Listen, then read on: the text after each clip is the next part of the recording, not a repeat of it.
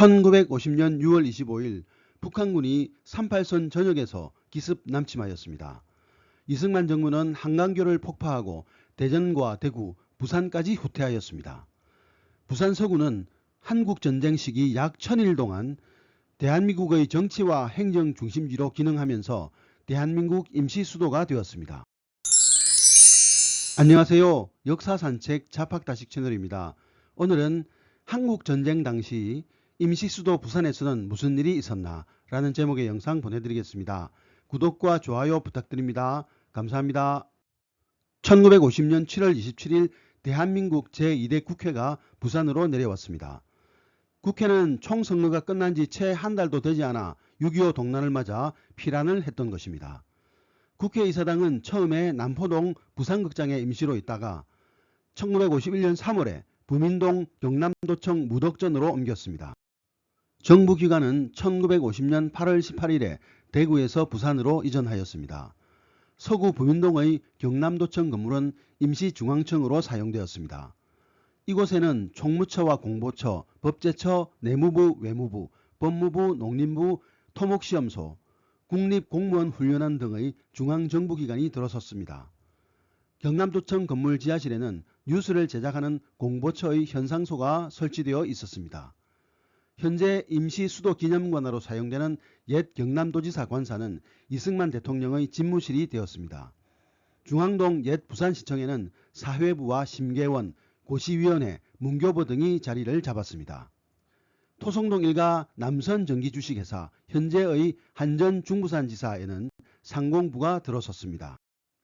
대법원과 서울고등법원, 지방법원 등 사법기관은 당시 경남도청 옆쪽에 위치했던 부민동 2가 5번지 부산지방법원, 현재 동아대 부민캠퍼스 법대에 자리를 잡았고, 대검찰청, 서울고등지방검찰청 등 검찰기관 역시 부민동 2가 5번지 부산지방법원 건물로 옮겼습니다. 각국의 외교관과 외교기관 역시 서구와 중구 지역에 주재하게 되었습니다. 이처럼 부산 서구의 중앙청과 대통령 관저, 국회, 사법기관 등이 집중됨으로써 부민동 뒷산을 비롯한 서구 일대의 경비가 삼엄해지고 많은 차량들이 도로를 메웠습니다. 이처럼 전시하 부산 서구 지역은 임시 수도의 심장부로서 정치 행정의 중심지가 되었습니다. 특히 부민동은 대한민국 정치 1번지로 역사의 한 페이지를 장식하게 되었습니다. 아미동에 있던 부산부립병원, 현재 부산대학병원은 육군병원으로 사용되었고, 초장동에는 경찰병원이 자리 잡았습니다. 부립병원에서는 매년 국무총리를 비롯한 정부 요인들과 정당 사회단체 임원들이 참석해서 후방 치안을 위해 싸우다 순국한 순직경찰관의 명복을 비는 전국 순직경찰관 합동추모제가 열렸습니다. 부산여중고등학교는 서대신동에 가교사를 지어 피란학교를 개설하였고, 학교 건물은 유엔군이 접수하여 서독병원으로 거듭났습니다. 서독병원은 전쟁 부상자 치료뿐만 아니라 1954년 5월부터는 영세민 무료 진료를 시작하였습니다. 1950년 7월 이후에는 유엔군이 대신동 공설운동장, 현재 구덕운동장과 학교, 극장 등에 주둔했습니다. 부민동 경남도청 청사에 법원과 검찰청이 자리했기 때문에 이곳 주변에는 법률사무소가 몰려들었습니다. 이 법률사무소 가운데 변재성 법률사무소에서는 전시연합대학 법대 수업이 이루어졌습니다. 경남도청 주변에는 숙박업소가 산재해 있었습니다. 특히 경남도청 앞에 있었던 남도여관은 유명했습니다. 경남 각 지역에서 출장 온 공무원들이 자주 들렀던 곳으로 숙박뿐만 아니라 식사와 연회도 개최할 수 있는 곳이었습니다. 부산 서구와 중구에는 전국에서 피란온 각 시도 임시연락소가 설치되었습니다. 서울특별시 임시연락소는 부산시청 내에 설치되었고, 경기도 임시연락소는 완월동 1가 4번지에 있었습니다. 초장동 2가 김재필 집에는 충북 임시연락소, 동대신동 1가 김용문 방에는 함경북도 임시연락소가 설치되었습니다. 평안남도는 보수동 보수양조장, 강원도는 남포동 1가 부산여관, 평안북도는 동광동 3과 김찬영 집에 설치되었습니다. 대신동 구덕수원지와 대신동 시장, 충무동 로타리 등지는 임시수도 행정의 주요 전시 활용 장소로 사용되었습니다. 구덕수원지는 황폐한 산야를 손질해서 나무를 심고 가꾸는 식수녹화운동의 상징으로 활용했습니다. 이곳은 농림부와 경상남도, 부산시가 공동 주최하고 중부 요인들과 공무원들이 대거 참석하여 거행한 식목일 행사의 단골 장소였습니다. 한편 1952년 2월 전시하 쌀값 폭등에 대비하여 농림부는 긴급 대책을 마련하였습니다. 즉 정부 보유미를 시장 가격의 7할 정도로 1인당 한 말씩 아침 10시부터 6시까지 시장에서 자유 판매 및 구매할 수 있도록 하였습니다. 쌀을 파는 장소는 대신동 시장 입구와 충무동 로타리 옆이었습니다.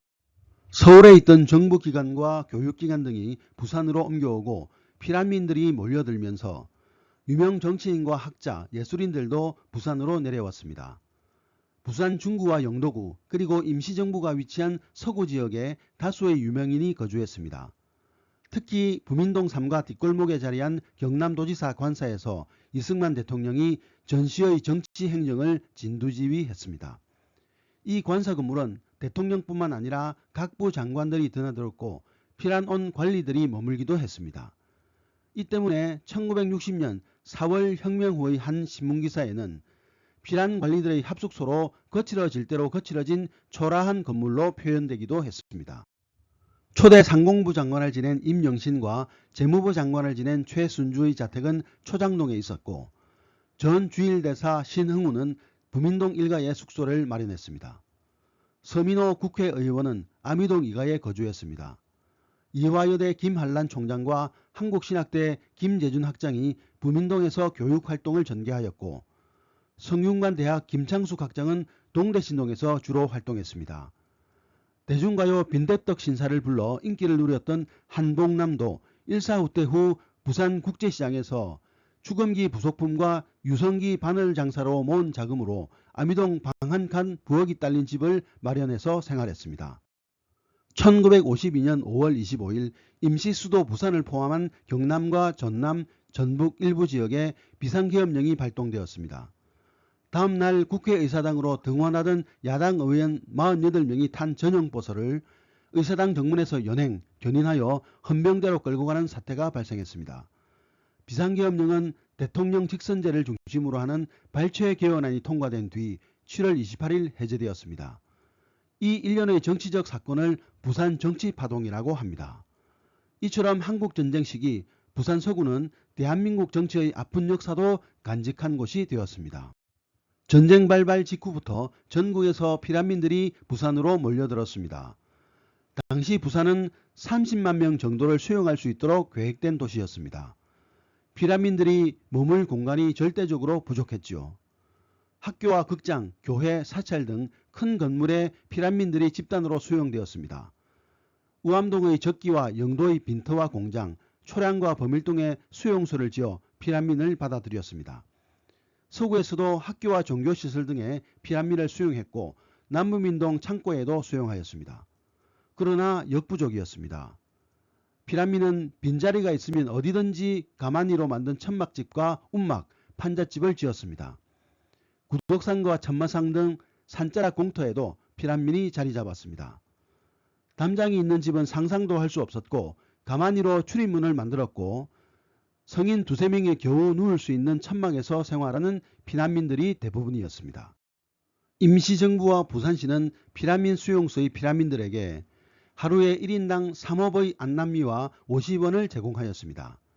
그러나 이것은 피란민들의 배고픔을 해결하기에는 턱없이 부족한 양이었고 이마저도 나중에는 보리쌀을 섞어 2호부로 줄여 배급하였습니다. 전쟁 때 피란민 구호 음식으로 생겨난 것이 우유죽과 유엔탕이었습니다. 분유에 푹 삶은 보리쌀을 섞어 만든 우유죽과 미군이 먹다 남은 찌꺼기를 수거하여 탕으로 끓여 만든 꿀꿀이죽, 존슨탕으로 불렸던 유엔탕은 피란민들의 허기를 달래주는 보양식으로 인기가 높았습니다. 피란민들의 거처는 열악하였습니다. 좁고 춥고 비위생적이었으며 화재에도 취약하였습니다.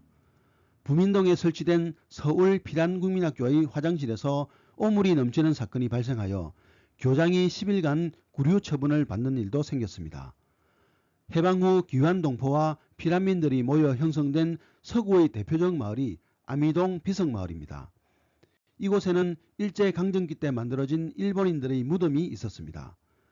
뒤늦게 피난와서 거처를 마련하지 못한 사람들이 이곳 공동묘지로 흘러들었습니다. 가족묘 주위를 직사각형으로 두른 경계석과 외곽벽을 그대로 집의 벽으로 활용했습니다. 집을 지을 재료도 없던 시절 비석과 상석은 축대를 쌓고 계단을 만드는 데 유용한 건축 재료였습니다.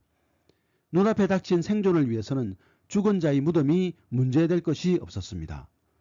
산자와 죽은 자의 공존이라는 묘한 분위기가 연출되었는데 이 또한 한국전쟁이 남긴 상흔이었습니다. 오늘 이야기는 여기까지입니다. 감사합니다.